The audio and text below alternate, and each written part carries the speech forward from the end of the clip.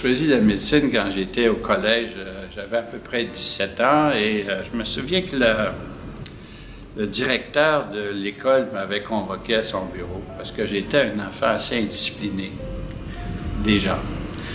Et il m'avait dit que je ferais un meilleur avocat que beaucoup de mes collègues parce que je discutais beaucoup, j'étais rarement d'accord. Et ce qu'il n'aimait pas tellement de moi, c'est que j'étais capable d'appuyer mes positions avec des arguments. Il n'aimait pas ça. Mais je lui ai dit que je ne voulais pas faire un avocat, que j'aimais ça, l'idée d'être un médecin parce qu'on avait un pouvoir de guérisseur et que ça me fascinait. C'est pour ça. J'ai choisi la médecine. Mon père était content, mon père était avocat, mais il trouvait que je ne devais pas aller là-dedans. Il était juge, en fait, à ce moment-là. J'étais le premier médecin dans la famille et je pense que je suis le dernier pour longtemps parce que mes enfants ont trouvé qu'on travaille tellement fort qu'ils ont choisi des choses plutôt libérales. La sculpture, le droit, c'est vrai, et l'autre, l'architecture. Alors moi, je pense que je suis unique chez moi, je suis le seul médecin. Et je ne le regrette pas, je travaille encore, j'aurai 72 ans bientôt. Et je trouve que c'est très valorisant d'être médecin. Et c'est un challenge intellectuel constant. On ne peut pas s'endormir en médecine. On vieillit pas vite non plus. C'est à peu près ce qui me vient à l'esprit pour répondre à votre question.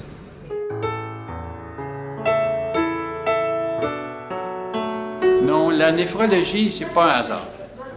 C'est une rencontre que j'ai faite quand j'avais à peu près, 26 ans. J'ai rencontré un monsieur qui était néphrologue, qui m'impressionnait beaucoup, qui s'appelait Guy Lemieux. Il était sévère. Il était plus savant que d'autres. C'était aussi un chercheur et un clinicien, un bon professeur. Et il m'a servi d'exemple. Et même, je suis allé travailler avec lui en recherche pendant 2 années. Il était très rigoureux. Et puis, c'est lui qui m'a initié à la recherche. C'est lui qui m'a fait aimer la néphrologie. Alors, il y avait une raison ici. C'est une rencontre. C'est un modèle que j'ai eu. La pédiatrie, ça, c'est c'est plutôt accidentel. C'est que moi, j'ai été formé en immunologie et en néphrologie adulte, pas pédiatrique. Et je devais revenir à un hôpital, mettre sur pied un programme de transplantation rénale. C'était un hôpital adulte, l'Hôtel-Dieu de Montréal. Or, pendant que j'étais parti en formation pendant 3 ans, il s'est passé beaucoup de choses dans cette institution et ils ont décidé que c'était une folie temporaire que la transplantation rénale, ça c'est vers 70, et ils ont décidé qu'il n'y en aurait pas. Mais ils ont bien fait de ne pas me le dire ici. Alors moi, j'étais en formation pour m'en aller quelque part où les portes étaient fermées. Je ne le savais pas. Des fois, c'est mieux de ne pas savoir. J'ai continué ma formation. J'étais à ce moment-là en France chez M. Legrain. Et je suis allé à un congrès à Washington. J'ai rencontré un type qui était un néphrologue pédiatre, un vrai, qui s'appelle Jean-Guy Mongeau, qui est toujours de ce monde. Et au congrès, il m'a offert de venir dans son hôpital pédiatrique, mettre sur pied le programme de transplantation. Mais du coup, je lui ai dit, mais je suis censé faire ça ailleurs. Mais il m'a dit, non, mais ça n'aura pas lieu. Alors moi, je me retrouvais sans emploi. Et je lui ai dit, mais je ne suis pas pédiatre, mais il dit, ça s'apprend. Alors, c'est comme ça que j'ai accepté son offre. J'étais un peu mal pris parce que j'avais pas de job. Et je ne l'ai jamais regretté. Par contre, pendant au moins 1 année, on m'a mis sous tutelle parce que moi, les bébés, vous savez, avec des problèmes rénaux, ça m'intimidait. J'étais habitué à des gros taupins, à des madames âgées, faisaient de la médecine adulte. Et tout à coup, je me suis retrouvé avec des bébés. J'étais pas très confortable. Mais tout s'apprend. Alors, c'est un accident. Je ne l'ai jamais regretté. Parce que les enfants, oui, les gens disent, c'est triste un enfant malade. Mais les enfants, c'est capable de rebondir tellement vite. Ils sont capables de rire tellement facilement, même quand ça va mal, que moi, ça m'a empêché de vieillir aussi vite que d'autres. Et je ne regrette pas. C'est un accident, par exemple. C'est sûr. Alors voilà pour la pédiatrie. Un accident dans ma vie, c'est probablement le plus beau que j'ai eu. Un bel accident. Et je suis là-dedans depuis 73. Ça fait 40 ans. Et c'est comme si j'avais toujours fait ça et que j'avais toujours été un vrai pédiatre alors que je ne le suis pas. Pas du tout.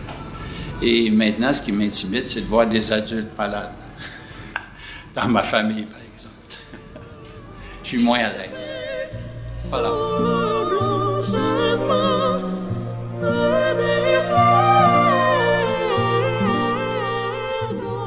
Ah ben oui, j'en ai eu beaucoup. Il y en a encore plus qui ont pensé qu'ils étaient mes maîtres que j'en avais vraiment, là. Mais mes vrais maîtres, il y a eu Guy Lemieux, qui était celui qui m'a inspiré à venir en néphrologie. Il y a eu un nommé Eng Tan, qui était mon patron à Scripps, qui était un Malaisien d'une intelligence remarquable, qui parlait chinois couramment et qui pouvait même faire des blagues, c'était sa langue seconde, qui m'a vraiment enseigné comment écrire des articles scientifiques et qui m'a rendu la vie facile. Lui, c'était un être remarquablement intelligent. Il avait fait sa formation à Johns Hopkins et on est restés amis depuis que je l'ai connu en 70. Et Marcel Legrain, qui était mon patron en France, qui était un homme d'une humanité incroyable. Et on est restés amis jusqu'à son décès. J'ai bien connu ses enfants, sa femme. On s'est fréquenté beaucoup pendant que j'étais à Paris chez lui. C'était un homme dont je gardais toujours le souvenir dans mon cœur, qui m'a beaucoup impressionné. Un grand monsieur.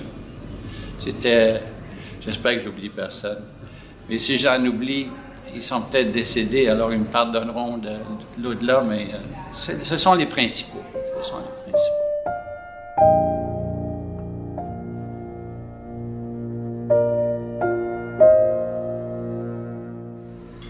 Je pense qu'il y en a beaucoup de types de grands maîtres, mais c'est qu'ils doivent donner l'exemple. Ils doivent donner l'exemple par leur intelligence, par leur grandeur, par leur envergure. Il faut qu'ils soient bons communicateurs. Mais il y en a différents genres, ça dépend de la personnalité. Il y en a qui sont très charmants, qui sont chaleureux, d'autres sont autoritaires. Mais ça ne nous empêche pas de les admirer, mais notre relation n'est pas du même type, c'est certain. Je peux vous dire, par exemple, que j'ai trouvé qu'en France, à l'exception de Marcel Legrain, les patrons étaient sévères. Les patrons étaient là-haut et la plèbe, on était en bas. Quand je suis allé aux États-Unis, tout le monde était pas mal pareil. Tout le monde se tutoyait, sauf que bon, en anglais, on ne sait pas tutoyer, mais on s'appelle par notre prénom. C'est peut-être un petit peu plus discret, c'est moins dur, c'est moins direct qu'un tu. J'appelais mon patron Eng, qui était son prénom. Je lui aurais pas dit tu en français, par contre. Mais tout le monde était du même niveau, en apparence. Alors, il y a beaucoup de types de grands maîtres, mais les caractéristiques communes, je les ai nommées tout à l'heure. Voilà.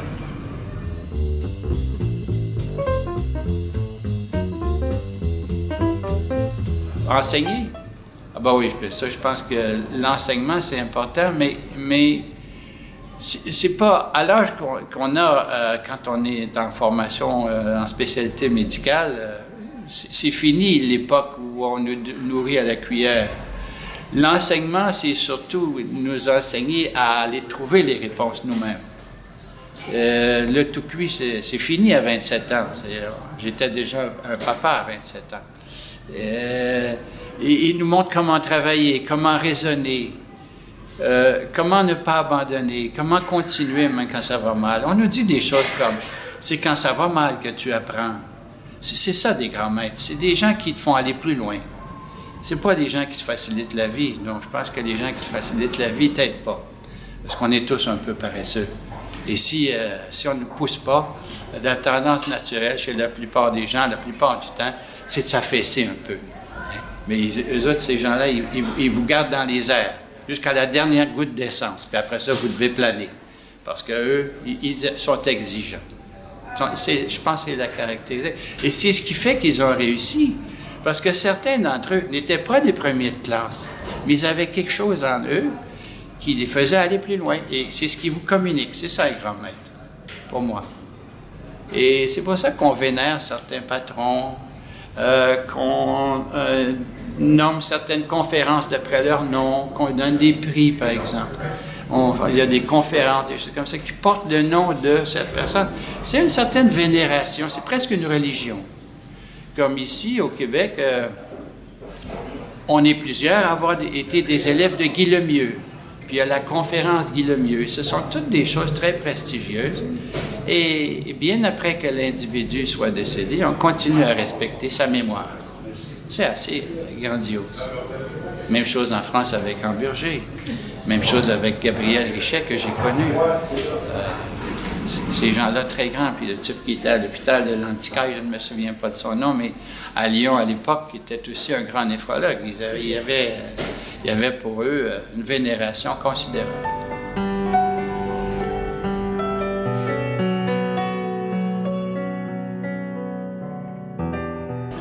Mais à ma grande surprise, quand je suis arrivé à Paris,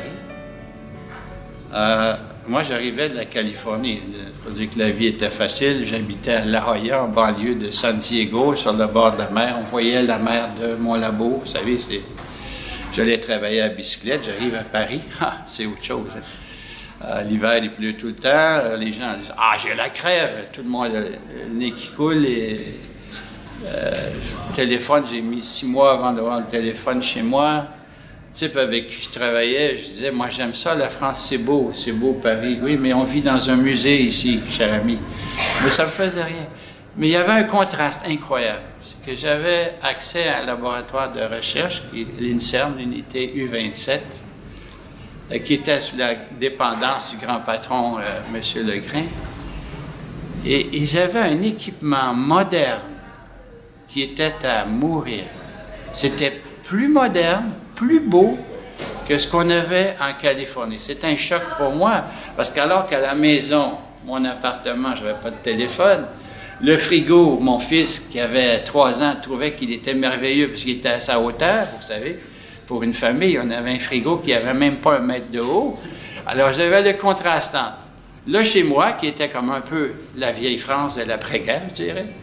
Pas d'ascenseur, vous voyez. Ma femme avait des mollets spectaculaires parce qu'on habitait à 4e palier. Il fallait qu'elle aille faire l'épicerie tous les jours parce que le frigo était petit parce qu'il n'y avait pas d'ascenseur. Et le labo, puis j'ai appris des mots. Par exemple, moi, ça m'embêtait parce que je ne savais pas ce qu'elle voulait dire. On m'a donné une technicienne. Et puis, au début, elle a voulu me montrer une technique, puis elle m'a dit « On se met là sur la paillasse ». Mais je ne savais même pas ce qu'elle voulait dire. Qu'est-ce qu'une paillasse? On se met là sur la paillasse. Mais moi, je ne bougeais pas. J'étais sur le comptoir, la table de travail. Je parlais français, j'avais un bac français, mais il y avait des termes techniques que je ne connaissais pas. Mais la paillasse, ça m'est resté. On se met là sur la paillasse. Mais c'était tellement moderne. Ils avaient un fric fou, ils avaient une ultracentrifugeuse comme j'en avais jamais vu. C'était la Rolls-Royce, c'était la haute gamme. Et puis on pouvait avoir tout l'équipement voulu. On faisait de l'électrofocusing à séparer des molécules. Même en Californie, je n'avais pas vu ça. Puis pourtant, ils avaient envoyé quelqu'un marcher sur la Lune, eux, déjà. C'est ça. Et puis, je suis retourné en France depuis. Imaginez que moi, Canadien, où le téléphone a été inventé par Graham Bell, eh bien, je me suis aperçu que les Français, en 40 ans, ils nous ont dépassés. Tout le monde a un portable. Tout le monde peut appeler dans un autre pays avec son portable. Ici, je vais à 100 km de chez moi, à la ferme chez mes parents, et je n'ai pas de réception. Non, mais il y a des choses. La France, il y a des choses en Europe qui se sont développées plus vite qu'ici, et je ne m'attendais vraiment pas à ça. C'est un choc, l'ancien monde avec des choses modernes. C'était ça pour moi, l'Europe. Les voitures étaient petites, ce qui faisait plaisir à mon garçon parce qu'il pensait qu'il y en aurait une. Il avait juste 3 ans. Et il pensait que c'était du même acabit que les petits frigos d'1 mètre de haut. Et mon fils aimait beaucoup ça parce que les jus étaient en haut à la hauteur de ses yeux. Il n'en a jamais tant bu d'ailleurs. Alors voilà mon premier contact avec l'Europe, c'était ça. Et après? Je suis retourné plusieurs fois. Maintenant, je trouve que depuis qu'il y a l'euro, la zone euro, ça, pour nous, les touristes, tout est plus cher. Par contre, c'est moderne.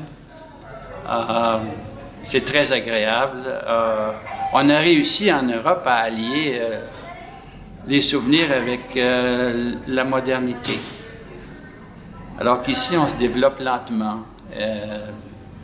Et je pense que l'Europe, c'est ça qui est fascinant, c'est la modernité, c'est la beauté du design. Je pense surtout d'Italie. Vous avez deviné que je suis surtout en Italie, j'imagine. J'aime la bouffe là-bas, j'aime plus la bouffe là-bas qu'en Amérique du Nord, c'est sûr. Les bons restaurants ici sont des restaurants européens ou à tendance européenne.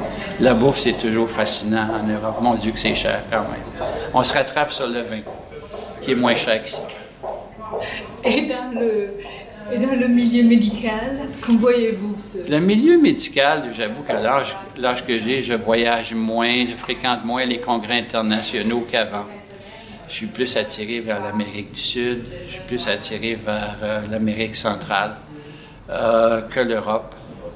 Que j'ai découvert le monde hispanophile de l'Amérique du Sud à 50 ans. Et je suis tombé en amour avec l'Argentine. Et je vais moins souvent en Europe. J'ai moins de contact avec les Européens. Et les Européens, dans mon domaine, que j'ai connu à l'époque où j'étais en formation, sont tous à la retraite ou sont décédés. Alors, j'ai moins de contact. Je connais moins les jeunes. Pour moi, les jeunes, c'est des gens de 50 ans au moins. C'est pas drôle, vieillir. Je les connais pas comme avant. Non. Et le rapport avec l'Argentine, c'est un rapport d'amour pur ou amour de travail? Ça a commencé avec Don't Cry for Me, Argentina. Puis cette chanson-là que j'ai trouvée très belle. Et quand j'étais petit, il y avait souvent sur la table un pot de moutarde Condor. C'était la moutarde nord-américaine que vous n'aimez probablement pas, la moutarde qu'on met dans les hot dogs. Et il y avait un Condor dessus. Et j'ai dit à ma mère, quand j'avais à peu près 12 ans, je veux aller un jour voir des condors dans les Andes. Et je suis allé, le premier voyage, je suis allé dans les Andes avec ma femme, voir des condors, et comme bonus, on a vu des lamas aussi. Mais je suis attiré par la beauté des lieux, la beauté des femmes, qui sont en partie italiennes, surtout à Buenos Aires.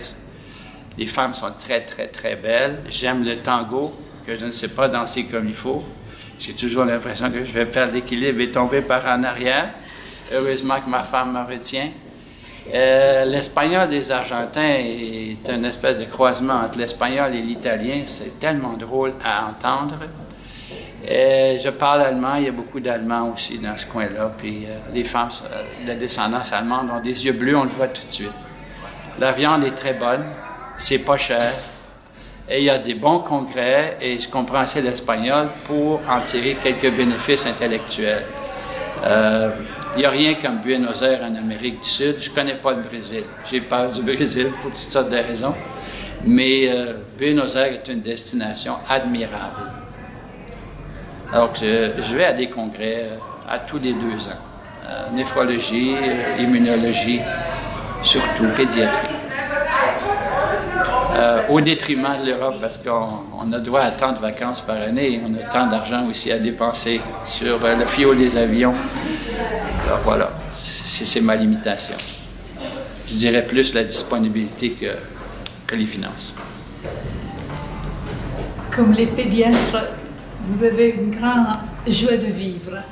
Oui, ça je tiens ça de ma mère. Je tiens ça de ma mère et ça fait très longtemps que je vis le moment présent. Je vis le moment présent. Et je passe mon temps à me le rappeler et à dire à tout le monde. et même ma jeune épouse. Ah, c'est certain qu'on doit anticiper l'avenir, mais si on ne vit pas le moment présent, on ne vit pas vraiment, parce qu'on projette toujours devant. Moi, je suis heureux d'être ici aujourd'hui. C'est un vendredi. Normalement, je travaille. Je suis content de parler avec vous. J'irai un bon lunch ce midi. Je sais que demain, ma journée sera admirable aussi, mais demain sera demain. Et je ne suis pas pressé. Parce qu'il y a beaucoup de gens qui projettent trop dans l'avenir. Et ils oublient que l'avenir, c'est un présent. C'est toujours un présent qui se déplace par en avant. Et si on n'a pas de plaisir aujourd'hui, on n'en aura pas demain. Voilà ma philosophie de la vie. Et c'est pour ça que probablement, je ne suis pas conscient d'avoir l'âge que j'ai. Et les gens me demandent quand je vais arrêter de travailler. J'espère jamais. Je ne le dis pas. Parce que les gens s'imaginent que je m'acharne au travail. Je ne travaille pas beaucoup. Mais je ne peux pas imaginer que je vais arrêter de travailler. Parce que j'aime ce que je fais. Et j'aime ce que je fais quand je le fais. C'est ma philosophie de la vie. C'est simple. C'est assez facile. C'est facile à faire.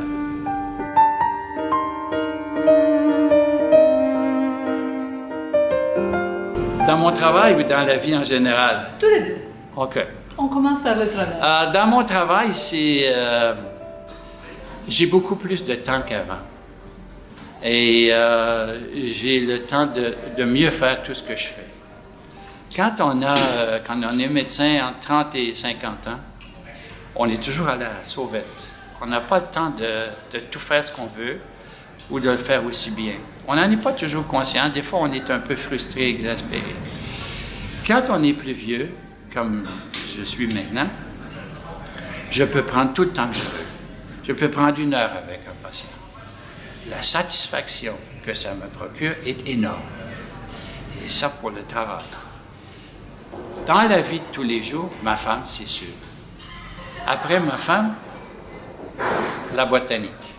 C'est une passion pour la botanique depuis que je suis petit garçon, que je tiens de mon père. Et on est fin avril. J'ai parti mes semences pour le potager chez moi à la mi-mars, avec des semences qui m'ont été transmises par mon père il y a 60 ans et que je garde. Si c'est des tomates, j'en fais sécher des beaux spécimens à chaque automne et je ressème les mêmes tomates que mon père. L'ail qui lui a été donné par un monsieur qui est venu de Tchécoslovaquie après la guerre, une espèce d'ail violacé extraordinaire. Et je commence à faire pousser des choses assez exotiques avec l'aide d'un de mes fils. Comme des eucalyptus ou des choses comme ça. Ça sent tellement bon dans une maison. Des figuiers. Ici au Canada, il faut le faire, des figuiers. Il faut les enterrer l'hiver en dessous des feuilles. Mais quel plaisir à retrouver au printemps quand on enlève les feuilles, qu'on redresse ces tiges-là, qui sont élastiques. La seule chose que j'aime pas des figuiers, c'est que les feuilles sentent un peu la moufette. Ça, c'est un peu désagréable, mais la figue est tellement bonne. C'est un de mes fruits préférés. C'est une passion. Puis le sport, la natation, la bicyclette, le plein air. Oh, j'allais oublier. On a de la chance, nous, les Nord-Américains. La chasse au gros gibier. Pas les tirer, les voir. L'orignal, le chevreuil, j'adore. Et j'y vais chaque année. Par mon père, j'ai un peu de sang amérindien. Et c'est lui qui m'a inculqué le désir de voir la nature. Il y a eu des moments où je trouve que le chevreuil est tellement une belle bête que j'en ai vu beaucoup, je les ai photographiés, j'ai fait rire de moi par mes collègues. Je ne les ai pas abattus. J'aime pas ce côté-là de la chasse, mais j'aime la nature. Ça, c'est une passion totale. Et bientôt, ce sera la pêche. Aussitôt que les lacs seront, comme on dit ici, calés, que la glace sera fondue, on va aller à la truite en famille, c'est sûr. Plusieurs jours. Plusieurs jours. Pas un, plusieurs. Comme disaient mes enfants, plusieurs dodos la nature. Ça, c'est formidable. Ça replace tout. Ça fait un bien énorme. Qui n'aime pas la truite fumée? Avec un bon vin blanc, sec, c'est extraordinaire. Voilà où sont mes passés.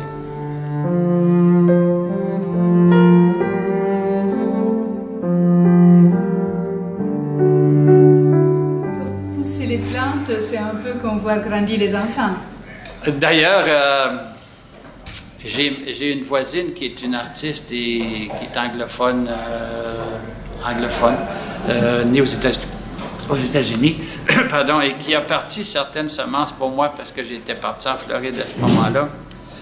Et quand je suis revenu à la maison, elle avait hâte de me voir. J'étais parti quelques semaines, puis elle est venue me chercher, puis elle m'a dit « Come and see your babies. Venez voir vos bébés. » C'était des petits plants de tomates, vous savez, à peu près haut comme ça. Et elle est juive d'origine russe, née aux États-Unis, et elle avait des plants de tomates qu'ils appellent des silver tree, fir silver tree. Et ces graines sont d'origine russe. J'étais très content. Come and see your babies. J'ai adoré ça.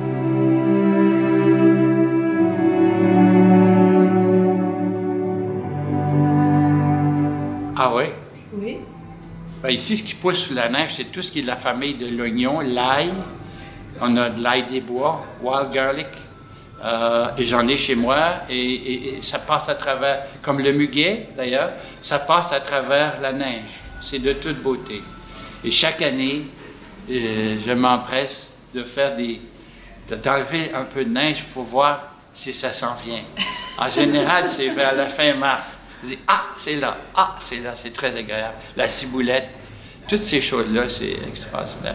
Mais je m'intéresse particulièrement, peut-être que je déborde le sujet de la médecine, mais je fais pousser chez moi des plantes très belles qui sont comestibles. Les aubergines, vous savez, ça fait des fleurs mauves qui sont d'une beauté remarquable. Et une plante que je trouve extraordinaire, c'est le chou de Bruxelles. À chaque fois que je le vois, je ris. Chaque fois que je vois ça, je ris. Je dis, c'est l'inspiration de Manhattan. C'est comme ça. C'est très beau.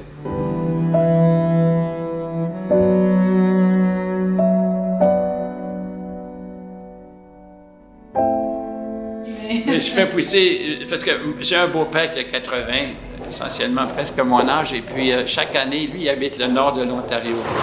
C'est très froid. Ils ont quand même un été. Et tous ces endroits-là, l'été est court, mais tout pousse vite, parce qu'il fait clair jusqu'à 9h, 9h30 le soir. Alors, ça pousse plus vite. Et ils ont moins de temps. On dirait que les plantes savent qu'ils n'ont pas grand temps pour faire leur machin.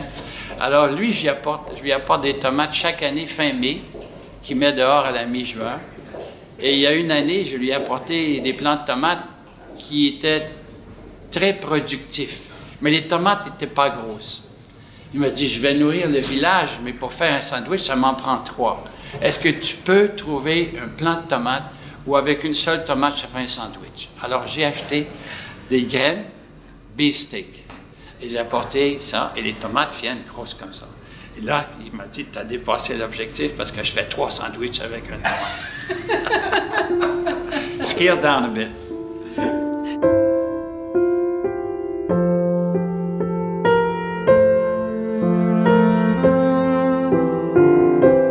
Oui, c'est sûr. Puis l'amour de la vie, ça va avec la bouffe aussi. Et je veux vous dire que je fais comme tous les Italiens. En septembre, on écrase beaucoup de tomates. D'abord, on les blanchit. Après ça, on les épépine. Et après ça, je fais ma sauce tomate que je mets dans des pots stériles, comme tous les bons Italiens font chaque année. Et c'est un peu une catastrophe si je suis obligé d'acheter ça en cours d'année. C'est parce que j'ai eu une mauvaise année l'automne d'avant. C'est ça. La sauce au pomodori. Très bonne. Mais je ne mets pas seulement des San Marzano ou des Rosa. Par exemple, c'est pas juste des tomates italiennes. Pomodori italienne.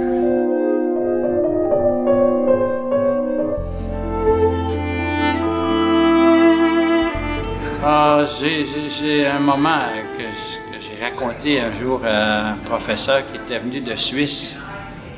Et c'est un grand professeur titulaire en pédiatrie.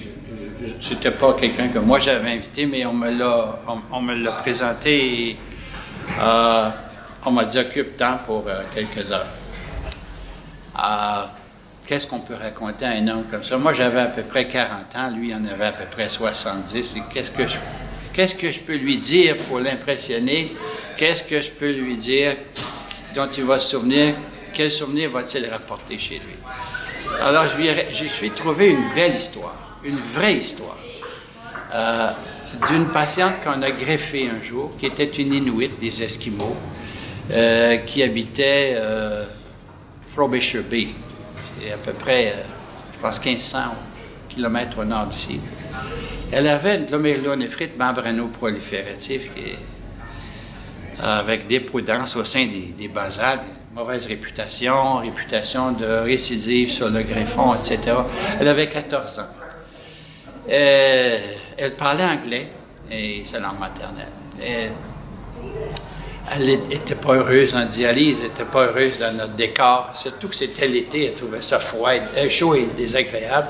Et je me souviens encore que ses parents lui envoyaient de l'ombre de l'Arctique dans de la glace et qu'elle mangeait du poisson cru dans son lit. Puis elle me disait en anglais, « I want to go home ». Mais je disais, « You cannot go home » parce que tu as besoin d'hémodialyse, je sais. Mais elle m'a dit, « Moi, je vais avoir une greffe rénale alors. » Oh, mais il faut attendre un certain temps. Elle m'a dit, « J'ai une grosse famille. Appelle mon père. » Je dis, « Il y a le téléphone chez vous. » J'avais l'idée comme que ses parents habitaient dans un gros igloo, vous savez. Alors, elle me donne un numéro de téléphone, j'appelle, ça sonne dans l'igloo et ça répond. C'est le père. Il m'a dit, j'ai quelque chose comme 12 enfants. Et j'ai dit, je t'appelle parce que ta fille, elle s'appelait Kumuk. Je ne sais pas ce que ça veut dire. Il dit, Kumuk a besoin d'un rein. Ben, il dit, je vais te rappeler, je vais parler, on va faire un conseil dans l'igloo, mais ils n'habitaient pas dans un igloo, ils avaient même la télé. Et je vais te rappeler. Il m'a rappelé. Il m'a dit, je vais t'envoyer sa sœur Jenny. Elle a 17 ans. Mais j'ai dit, pourquoi Jenny? Il m'a dit, c'est parce que c'est celle qui lui ressemble le plus. Ah ben, Jenny est venue. Jenny a donné un rein à sa sœur. Jenny avait peur. Dans ce temps-là, c'était vers 76. On ne demandait pas autant de permission qu'aujourd'hui. Ça se décidait entre 2-3 personnes. Ça s'est bien passé. Bien, je vais vous dire que je ne pourrais pas aller jusqu'au bout de cette histoire parce que ça ne se dit pas en caméra. Mais Kumuk, elle avait une dette pour sa sœur. Sa sœur, plus tard, n'avait pas d'enfant toujours. Kumuk lui a fait un enfant et lui a donné, en échange pour son rein. Ça, mon monsieur suisse, il était très impressionné. Et elle a fait cet enfant avec le mari de sa sœur, avec le consentement de famille. Je ne sais pas si c'est bon à raconter à la télé, mais c'était un échange, un bébé contre un organe vital. J'avais trouvé ça extraordinaire, mais en même temps, j'étais mal, vous savez. Mais dans leur tête, c'était correct, puis j'ai toujours semblé, dans mes conversations, ne pas m'opposer à ce qui s'était produit. De toute façon, ça avait eu lieu. Cette personne, elle est toujours en vie, elle a 3 enfants, elle est mariée, 3 enfants à elle. Et je trouve que c'est une belle histoire. Pour une membranoproliférative, il n'y a jamais eu de récidive. Jamais. Et elle a une fonction rénale impeccable avec une créatinine plasmatique en bas de 100 micromoles par litre. Après, ça fait 36 ans. Puis, oui, c'est pas tout. Elle est grand-maman. C'est quand même bon. Hein? Ça c'est ma plus belle histoire. C'est ma plus belle histoire. J'en ai beaucoup d'autres, mais c'est ma plus belle. Puis aussi, il y a tous les témoignages. Vous savez, les enfants, ils sont très reconnaissants. Ils nous écrivent des choses extraordinaires avec leur petite calligraphie d'enfants de 7-8 ans, vous savez. Ils vous écrivent des poèmes, des lettres d'amour. Ils vous font des cœurs. Je ne sais pas si en médecine adulte, on a de telles gratifications sur le plan humain. Oui. Moi, j'en ai plein mon bureau. Et puis, je ne suis pas capable de mettre ça aux poubelles. J'ai des photos que les enfants m'apportent, qui sont tellement vieilles, des photos couleurs, qu'elles sont presque complètement décolorées. Mais je les garde. Je les garde comme souvenir, comme relique. Je ne sais pas ce que je vais faire avec ça un jour. Ça n'intéresse personne que moi. Des fois, j'en monte à ma femme pour remonter ma cote, vous savez. On appelle ça des IOUs ici. Des fois, j'en ai besoin. J'en apporte à la maison quand j'ai fait un mauvais coup, je les laisse traîner. Des fois, elle est assez subtile, je ne m'en parle pas. Non, mais c'est bien des gens intelligents, non? Il ne faut pas toujours que ça soit facile, quoi. Il y a un petit jeu de subtil là-dedans. Mais des fois, je lui pose la question, parce que moi, je suis comme le chien, elle est comme le chat, je ne suis pas subtil. Et puis, est-ce que tu as lu mes machins? Mais oui, tu sais bien que je les ai lus. Mais ça fait du bien, ça compte quand même. Voilà. Mais aujourd'hui, je peux vous dire que je ne m'occupe plus des greffés. Parce que j'aimerais en parler un peu. C'est que chez l'enfant, c'est très difficile d'accepter de perdre un patient. Et en transplantation rénale, ça joue dur parfois. Les complications sont parfois létales. Et après, je dirais quelque chose comme 30 ans où on s'occupe de ça, où on perd des malades. Perdre des enfants, c'est quelque chose qui est atroce. Autant ils peuvent nous apporter de plaisir, autant c'est meurtrissant. Et j'ai abandonné, j'ai cessé de m'occuper des transplantés dans mon propre hôpital parce que je trouvais que sur le plan personnel, le plan humain, c'était extrêmement lourd à porter.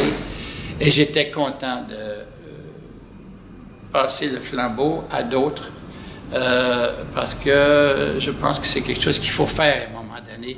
C'est comme une bataille au front, on ne peut pas rester sur la ligne de feu tout le temps, il faut se retirer.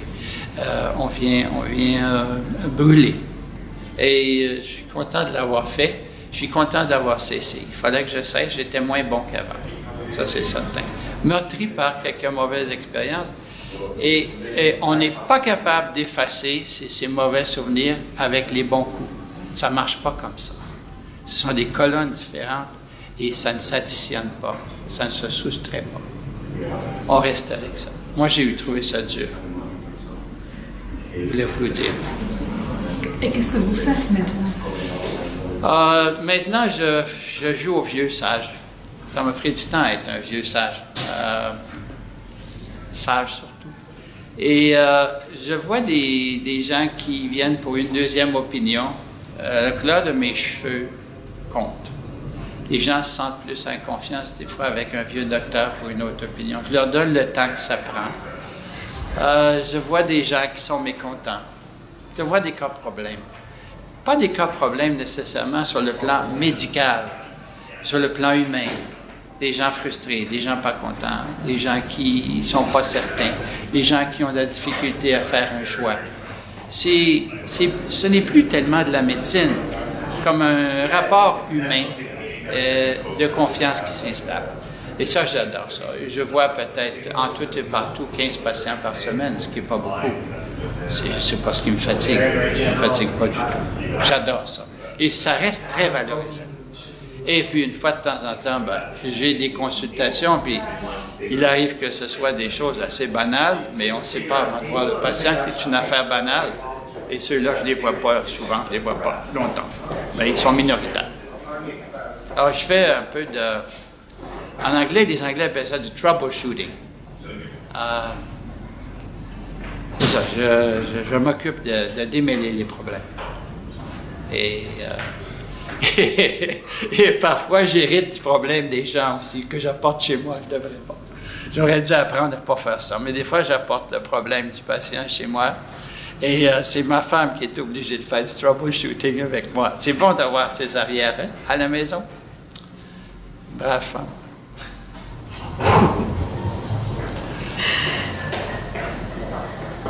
Et puis je joue au grand-papa aussi, mais ça, j'ai pas beaucoup de talent encore. C'est relativement récent.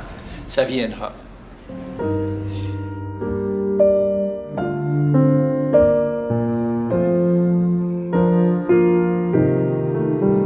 Oui, une chose m'a passionné beaucoup. La cause principale d'insuffisance rénale aiguë chez l'enfant, c'est le syndrome hémolytique urémique. Il y en a partout dans le monde. Il y a eu un épisode il n'y a pas longtemps en Europe On a retracé certaines plantes. Je pense qu'au début, on a dit que ça venait d'Espagne, puis c'était les concombres espagnols. Puis c'était pas les concombres espagnols, c'était une plante maraîchère qui, je crois, venait de Belgique. Je ne sais pas des endives, mais quelque chose comme ça. De toute façon, il y a eu beaucoup de morts. C'était terrible en Allemagne en particulier. Syndrome hémolytique urémique. C'est dû à une bactérie, Escherichia coli, et il y a quelques strains, sous-types de bactéries qui causent ça. Ça donne une insuffisance rénale aiguë et beaucoup de choses. Et il y a 3 ou 4 de décès en phase aiguë de cette maladie. Et certains restent avec une insuffisance rénale chronique, ils vont en dialyse, etc. Ça m'a passionné toute ma vie. J'ai écrit une vingtaine d'articles sur ce sujet, peut-être plus, mais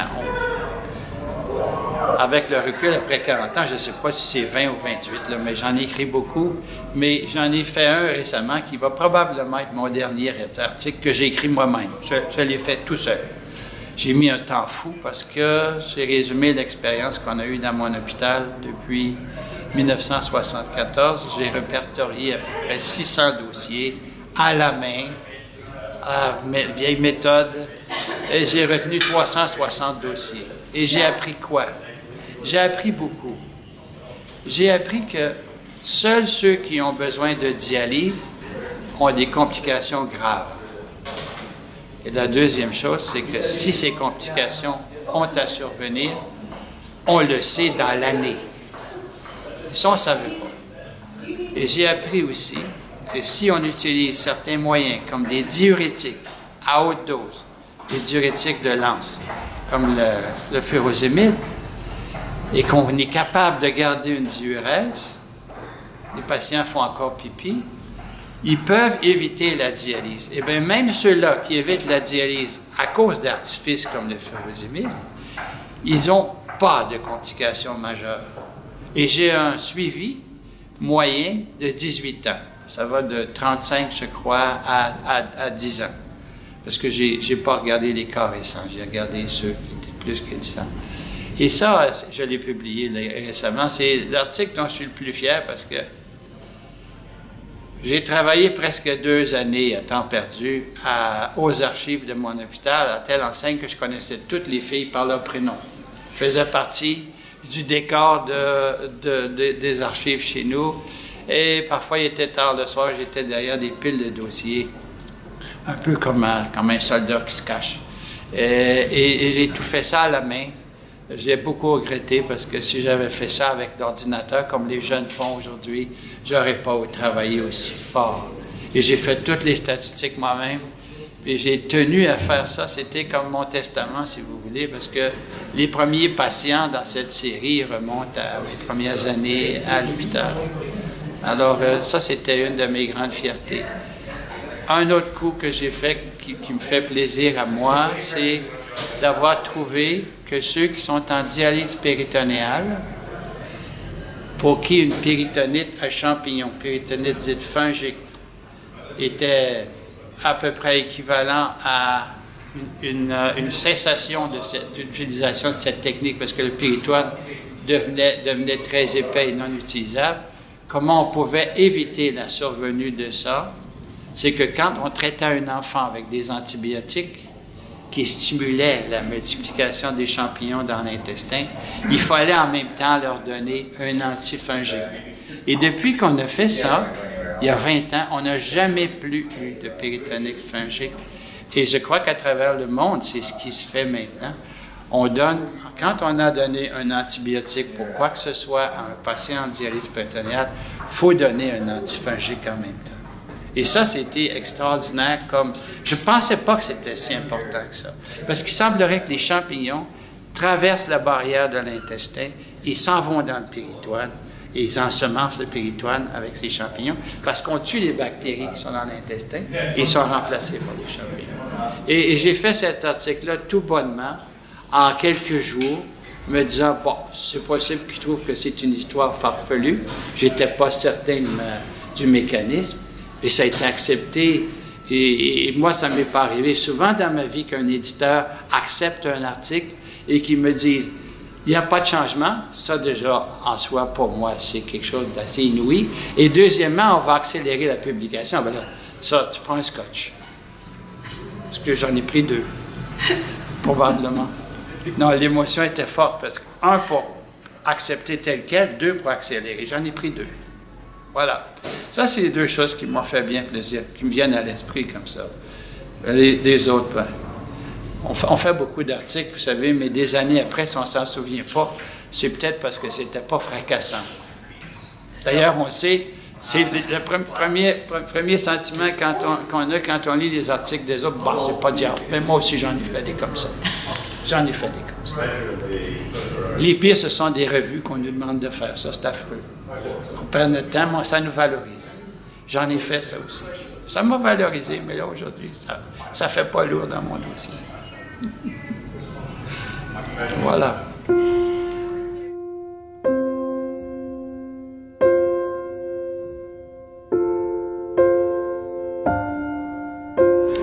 L'enseignement, ça, c'est très différent d'avant. J'ai toujours aimé parce que moi, j'avais un déficit d'attention que j'ai probablement toujours à l'école.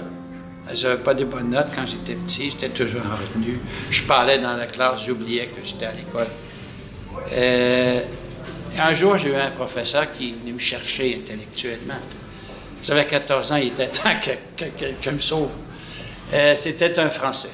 C'était un baron, après ça. Le baron Leroux d'Orven, c'est un Français. Je l'ai adoré. Il m'a enseigné 2 matières que je détestais, le grec et le latin. Le grec en particulier, j'ai détesté 2 fois plus encore que le latin. Mais je suis devenu bon. Je l'écoutais, il était très cultivé. Et je me suis aperçu que si on avait un professeur qui était animé, qui était enthousiaste, même un lourdeau comme moi, qui avait un déficit d'attention, il était pour venir me chercher. Et puis je me suis dit que si jamais je me trouvais devant une classe, je serais un Leroux d'Orven. Et je faisais des blagues. Je parlais pas vite. On m'a déjà dit, si tu veux être écouté, il y a 2 choses. Ne parle pas vite, ne parle pas fort. Arrête-toi souvent comme Bill Clinton. Tu vas poigner. Et quand j'enseigne, je fais comme Bill Clinton. Avez-vous vu comment il est? Il regarde les gens. Il arrête. Il cherche ses idées. Il pense beaucoup plus vite qu'il parle. Hein? Il y a des gens qui parlent aussi vite qu'ils pensent, c'est pas bon. Il y a des gens qui parlent plus vite qu'ils pensent, c'est encore pire. Okay. Alors moi, puis je faisais rire. J'ai un sens inné du ridicule, j'ai beaucoup de plaisir, je faisais rire, tout en restant correct. Bon. Ma frustration, c'est qu'aujourd'hui, des cours théoriques devant des grandes salles, j'en ai donné à Paris, avec mon accent, il adorait ça.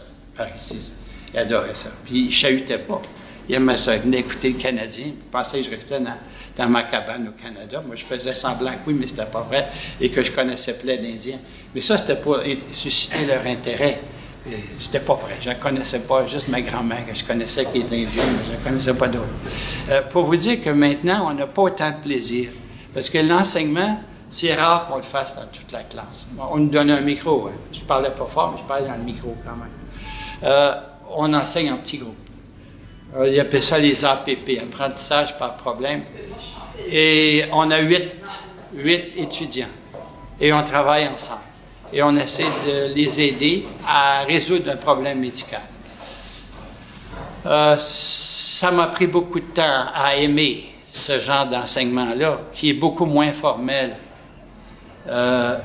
Mais c'est la nouvelle tendance. Et c'est arrivé à un moment tellement cocasse ici. C'est qu'on a augmenté le nombre d'étudiants en médecine pour correspondre à un besoin, semble-t-il, dans la population. Donc, on a augmenté le nombre. On a arrêté de donner des cours à toute la classe pour morceler ça en petits groupes, qui faisaient appel à 22 professeurs au lieu de 1, 24, 26, 28, alors que les budgets étaient coupés. Mais j'ai assisté à un autre miracle. Malgré les coupures budgétaires et les plaintes de la faculté, j'espère que les gens de la faculté ne m'écoutent pas, on a réussi à faire l'impossible. On a réussi à payer les 28 professeurs, à suivre le nouveau programme, en dépit des coupures budgétaires. Moi, je pense que les gens se plaignent beaucoup pour rien.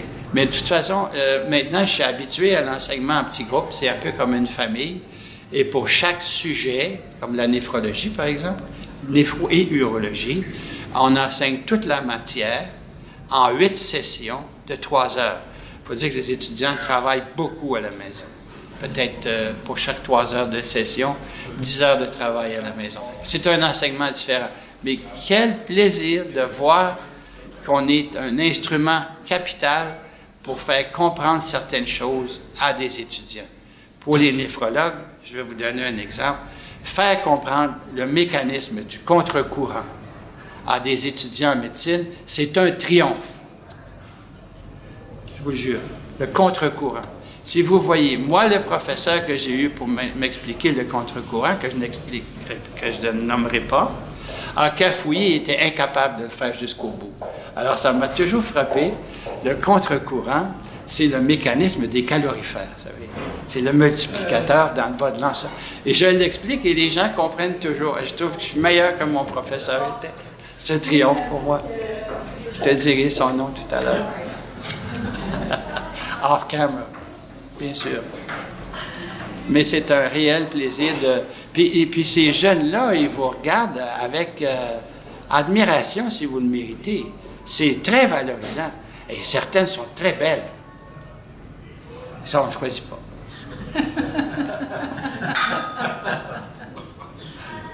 Et quand vous avez 6 paires de beaux yeux qui vous regardent, madame, c'est incroyable comment on est inspiré.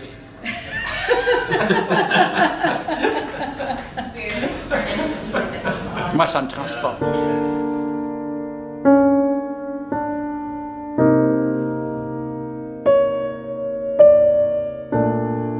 Oui, c'est un peu ça qui arrive parce que, vous savez, la médecine, on choisit ça pour gagner notre vie.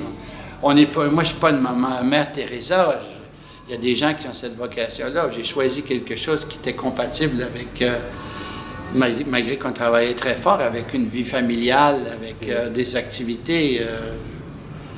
Je coupais sur mes heures de sommeil quand j'étais jeune. J'étais content, j'avais besoin de 4 heures, 5 heures de sommeil. C'est là-dessus que j'ai rogné. J'avais une ferme. Je faisais pousser des pommes, je faisais du sirop d'érable que vous ne connaissez pas. Les Européens pensent que c'est du miel. Non, ça vient de l'érable. C'est sucré, c'est bon. Je faisais ces choses-là. J'avais un jardin, j'allais à la chasse, j'allais à la pêche. J'avais un chien, j'avais des canards. Tout ça, ça fait partie de... C'est bien agréable.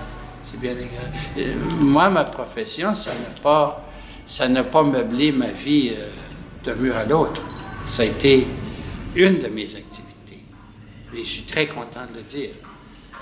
J'aurais pas voulu.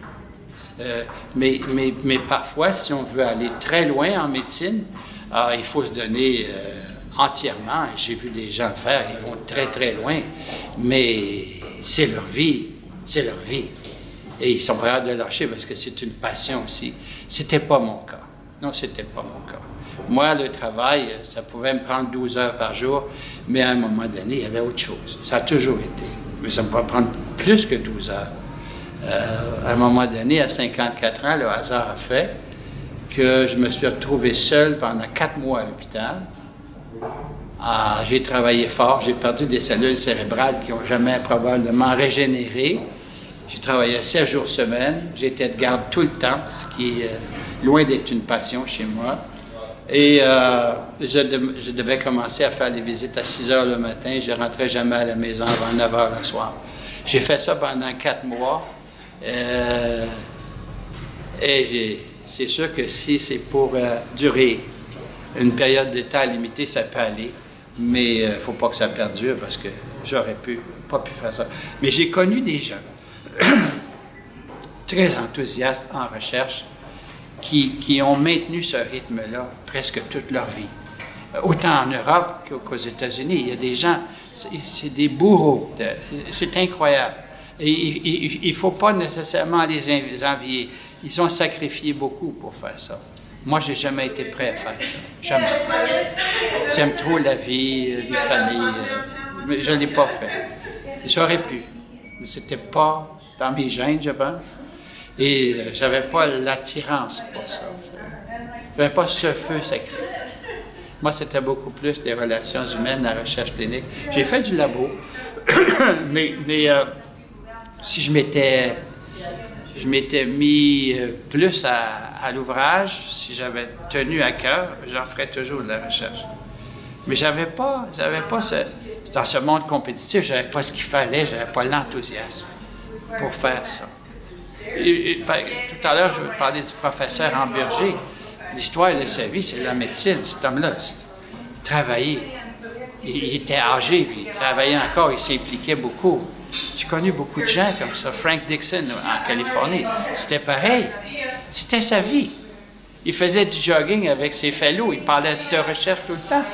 J'ai jamais vu une histoire comme ça. Sa femme m'a dit, « He talks during his sleep.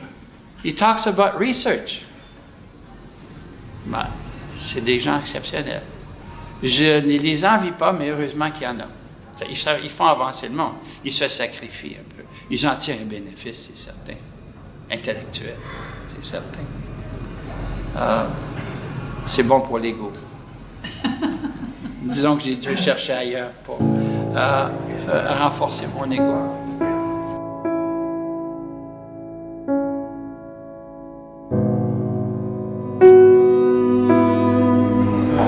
Bon, il faut qu'ils sachent que c'est dur, c'est beaucoup de travail. Les études, c'est beaucoup de travail, mais quand c'est fini, ça ne s'arrête pas là.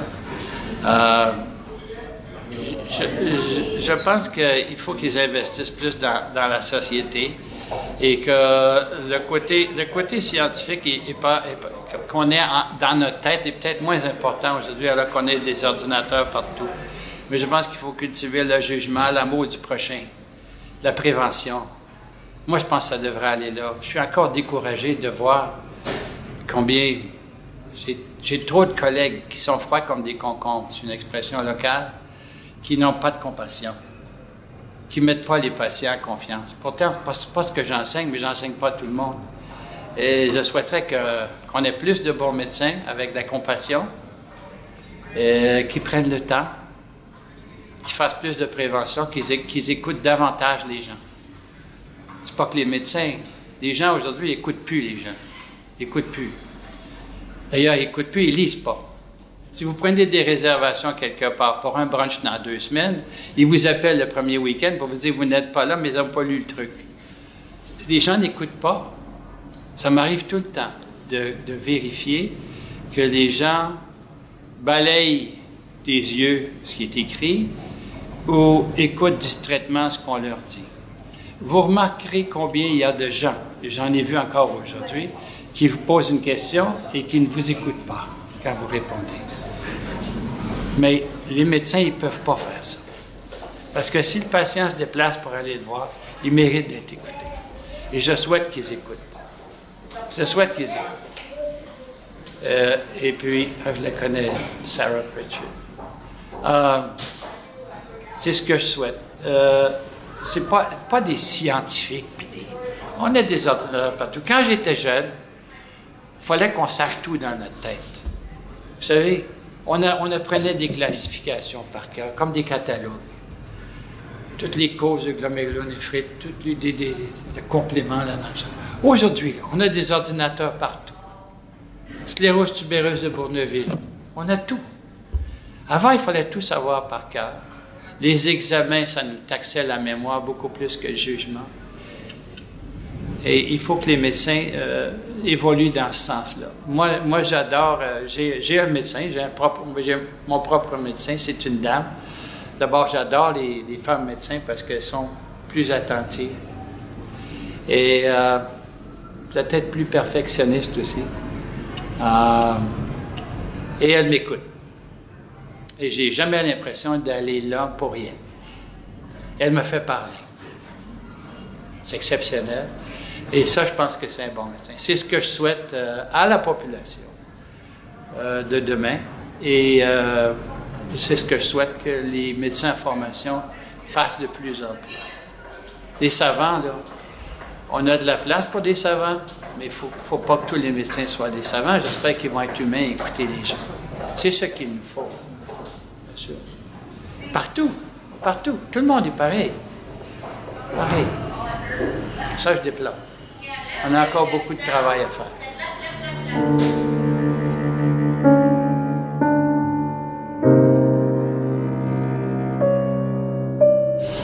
pas beaucoup. Ça rejoint ce que je viens de vous dire.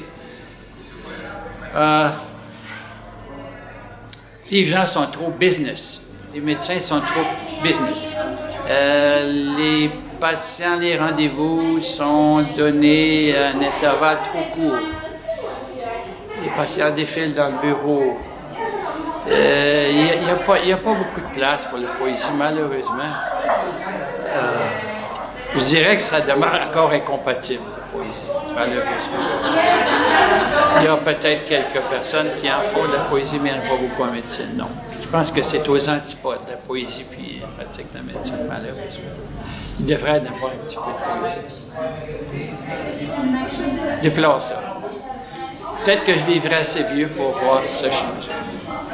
Dans mon monde idéal à moi.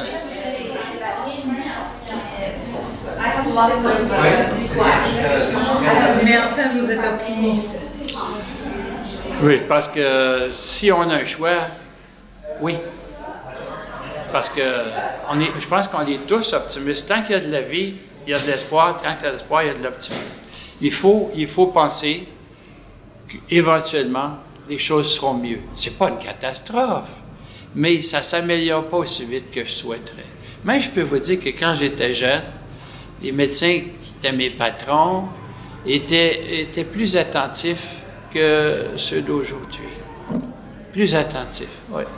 Et à cette époque-ci, c'était avant le régime d'assurance maladie, où les gens qui avaient les moyens payaient directement le médecin.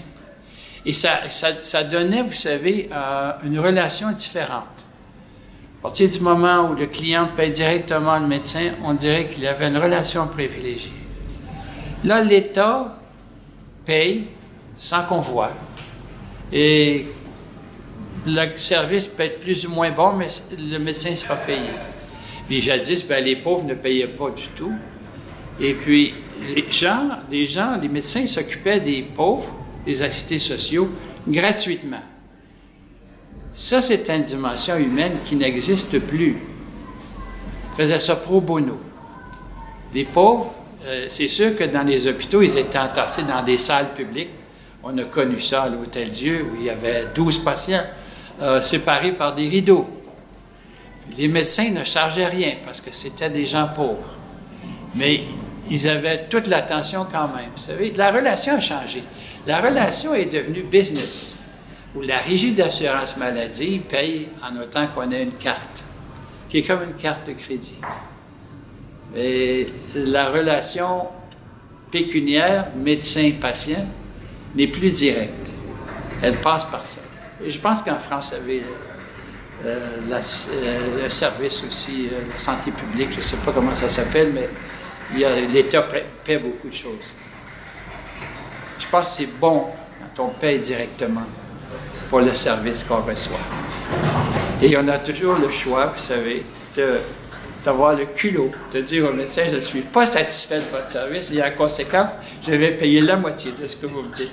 Je vous jure qu'il y aurait des médecins qui écouteraient davantage. J'en suis certain.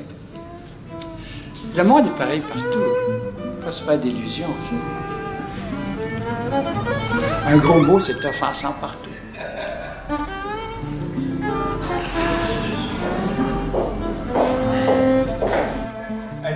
Et tout. Merci beaucoup.